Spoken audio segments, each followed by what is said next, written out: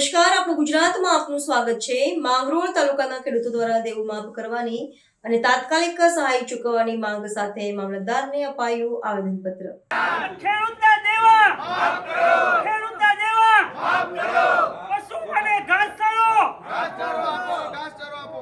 જૂનાગઢ જિલ્લાના માંગરોળ તાલુકામાં છેલ્લા કેટલાય દિવસોથી પડેલા અનિયંત્રિત વરસાદના કારણે ખેડૂતોના પાકોને ભારે નુકસાન થયું છે, જેના કારણે ખેડૂતોની હાલત કફોડી બની હોવાનું ખેડૂત આગેવાને જણાવ્યું હતું। હાલ ખેડૂતો દ્વારા મામલતદાર માંગરોળને આવેદનપત્ર આપી સરકાર સમક્ષ દેવું માફ કરવાની અને તાત્કાલિક સહાય ચૂકવવાની માંગ કરવામાં આવી છે। ખેડૂતોનું કહેવું છે કે હાલ મગફળીનો પાક સંપૂર્ણપણે બગડી ગયો છે, ખેતરોમાં નાશ પામેલો પાક બગડ્યો છે। હવે ઘઉં વાવેતરનો સમય શરૂ થવા જઈ રહ્યો છે, પરંતુ ખેડૂતો પાસે પૈસા નથી, જેના કારણે આગામી વાવેતર જોખમમાં છે। ખેડૂત આગેવાનોનું કહેવું છે કે સરકારે જાહેર કરેલ સહાય પેકેજ મુજબ 1 એકર દીઠ ₹20,000ની સહાય મળશે, પરંતુ હકીકતમાં 1 એકર દીઠ ખર્ચ ₹25,000થી વધુ થાય છે। તેથી સરકારે સહાય પેકેજમાં વધારો કરી ખેડૂતોનું પૂરતું વળતર આપવું જોઈએ અને દેવું માફ કરવાની તાત્કાલિક જાહેરાત કરવી જોઈએ। સાથે જ હાલ મજૂરો પર બેરોજગાર બન્યા હોવાથી તેમના માટે પણ સરકારે રાહત સહાય જાહેર કરવાની માંગ ઉઠી છે। સમગ્ર ગુજરાતમાં ખાસ કરીને માંગરોળ તાલુકો બિલકુલ દરિયાપટ્ટીથી નજીક હોય, ખેડૂતોના છેલ્લા 10 દિવસથી રોજ વરસાદ અને એ વરસાદ પડવાથી ખેડૂતોને પારાવાર નુકસાન થયું છે અને અત્યાર સુધીના 50 વર્ષમાં પહેલી વખત એટલો માવઠાનો વરસાદ થયો છે, જેથી જે રવિ પાક છે એ તો ફેલ ગયો, પણ ખરીફ પાક તો ફેલ ગયો, પણ સારો પૂરો પર આજે ઘાસચારો પર ઢોર માટે નથી।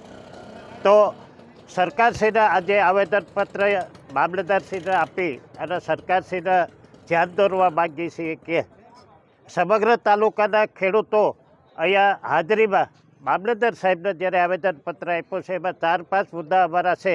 એક મુદ્દો તો પેકેજ અગર તો ₹20,000ની જે વાતો સાંભળીએ છીએ અને જાહેરાત સરકાર કરે છે એ નથી જોતું, પણ જે ધિરાણ લીધું છે ખેડૂતોએ પાક ધિરાણ એ સંપૂર્ણ માફ થવું જોઈએ। સાથે સાથે ઘાસચારો છે એ ફેક્ટરીમાં પેદા નથી થતો, એ 2-3 મહિને તૈયાર થાય તો પશુધન ત્યાં સુધીમાં જીવશે નહીં, માટે સારા પૂરાની વ્યવસ્થા કરવી અને સાથે સાથે જે પરપ્રાંતીય અને ગામના મજૂરો જે આજે 10 દિવસથી બેઠા છે એના કેસનું ચૂકવવું જોઈએ એવી અમારી માગણી છે।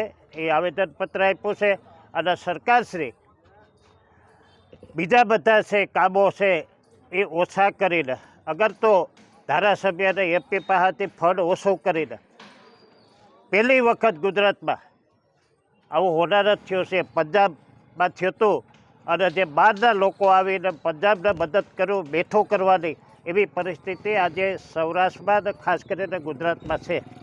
તો ખરેખર બધાએ એના મદદ કરવી જોઈએ અને ખાસ કરીને સરકારશ્રીએ વધારેમાં વધારે ખેડૂતોના દેવામાંથી મુક્ત થવા માટે સહાય કરવી જોઈએ એવી અમારી માગણી છે। આજે કમોસમી વરસાદને હિસાબે છેલ્લા 8 દિવસથી સતત વરસાદ પડી રહ્યો છે। માંગરોળ તાલુકો, જૂનાગઢ જિલ્લો અને સમગ્ર ગુજરાતની પરિસ્થિતિ આ હોય ત્યારે ખેડૂતો દેવાદાર બનતો જાય છે। ખેડૂતોને બચાવવો હોય તો એક તો અમારે બધાને ખેડૂતોની રજૂઆત છે કે ભાઈ પાક ધિરાણ લીધું છે એ સંપૂર્ણ માફ થવું જોઈએ અને અત્યારે જે કૃષિમંત્રીશ્રીએ જાહેરાત કરી છે કે ભાઈ 2 હેક્ટરે ₹20,000 સહાય ચૂકવવામાં આવશે, તો 20,000 તો 1 વીઘાનો ખર્ચ થાય છે। તો આ પેકેજની અંદર મિનિમમ હેક્ટરે ₹1,00,000 હોવા જોઈએ।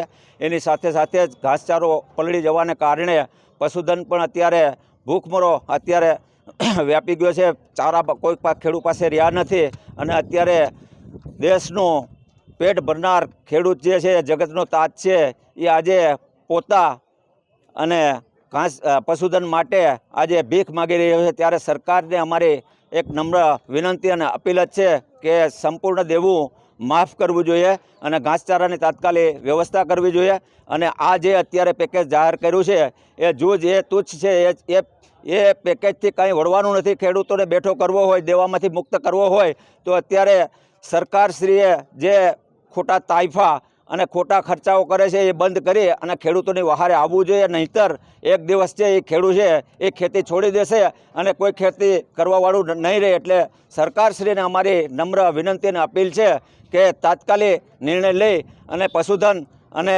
ખેડૂતોને સહાય કરે, મદદ કરે અને પાક ધિરાણ છે એ સંપૂર્ણ માફ કરે. અને આ પેકેજ જાહેર કર્યું છે એમાં આ પેકેજથી કંઈ વળવાનું નથી. એ હેક્ટરે ₹1,00,000 હોવું જોઈએ એ ખેડૂત વતી અમારી માગણી છે. અત્યારે કમોસમી વરસાદની હારે ખેડૂતની સાથે જે ખેતમજૂરી કરે છે, જે પરપ્રાંતથી આવ્યા છે, કોઈ ગામ એવું નહીં હોય કે 200-500 મજૂર પરપ્રાંતિ ન હોય તો એ 10, 12 કે 15 દિવસથી બેઠા છે. ત્યારે એ મજૂરોને પણ કેશ ડોલ ચૂકવવું જોઈએ અને એને આર્થિક મદદ કરવી જોઈએ. ખેડૂતની સાથે એ પણ જોડાયેલા છે. ખેડૂતના ઘરમાં હશે તો જ દરેકના ઘરમાં આવશે. એટલે અમારી સરકારશ્રીને વિનંતી છે કે વહેલી તકે જે કંઈ આપવાનું થતું હોય વહેલું ચૂકવે. અત્યારે પરિસ્થિતિ એવી છે કે આ ખરીફ પાક તો ફેલ ગયો જ છે, એની સાથે અત્યારે ચારે બાજુ પાણી ભર્યા છે. ખેતર માં પાણી ભોવાને કારણે રવિ પાક પણ ખેડૂત વાવી શકે એમ નથી અને જૂથ જગ્યાએ વાવી શકે એમ છે. તો એની પાસે ખર્ચ કરવા માટેના ખાતર, બિયારણ કે દવા લેવા માટેના પૈસા નથી. તો તાત્કાલિક ધોરણે એમને મદદ કરવી જોઈએ. એના ખાતામાં તાત્કાલિક ધોરણે જે સહાય આપવાની હોય એ તાત્કાલિક ચૂકવી દેવી જોઈએ એવું અમારા ખેડૂતોની માગણી છે. तो व्हाट्सएप, ट्विटर, फेसबुक, इंस्टा जहाँ भी आपका अकाउंट है, इसे शेयर बटन के द्वारा वहाँ पर शेयर करें।